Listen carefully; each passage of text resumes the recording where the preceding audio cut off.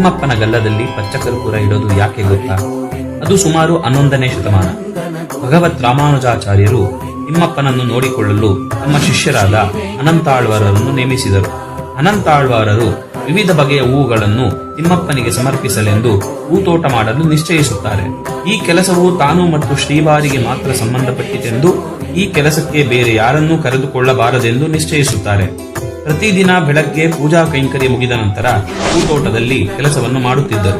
ಪೂರ್ಣ ಗರ್ಭಿಣಿಯಾಗಿದ್ದ ಅವರ ಹೆಂಡತಿಯು ಈ ಧರ್ಮ ಕಾರ್ಯದಲ್ಲಿ ಸೇರಿಕೊಳ್ಳುತ್ತಿದ್ದರು.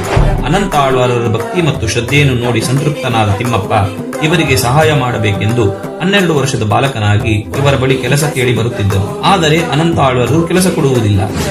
ಪ್ರತಿನಿತ್ಯವೂ ಆ ಬಾಲಕ ಕೆಲಸ ಕೇಳಿ ಬರುತ್ತಿದ್ದ, ಆದರೆ ಅವರು ಅನುಮತಿ ನೀಡುತ್ತಿರಲಿಲ್ಲ.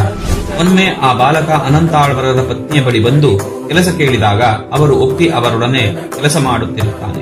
ಈ ವಿಷಯ ಅನಂತಾಳ್ವಾರರಿಗೆ ತಿಳಿದು ಕೋಪದಲ್ಲಿ ಆರೆಯನ್ನು ಆ ಬಾಲಕನ ಮೇಲೆ ಎಸೆಯುತ್ತಾರೆ. ಅದು ಆ ಬಾಲಕನ ಗಲ್ಲಕ್ಕೆ ತಾಗಿ ರಕ್ತ ಸುರಿಯಲು ಆರಂಭಿಸುತ್ತದೆ. ಆ ಬಾಲಕ ಶ್ರೀವಾರಿಯ ದೇವಸ್ಥಾನದ ಕಡೆ ಓಡುತ್ತಾನೆ.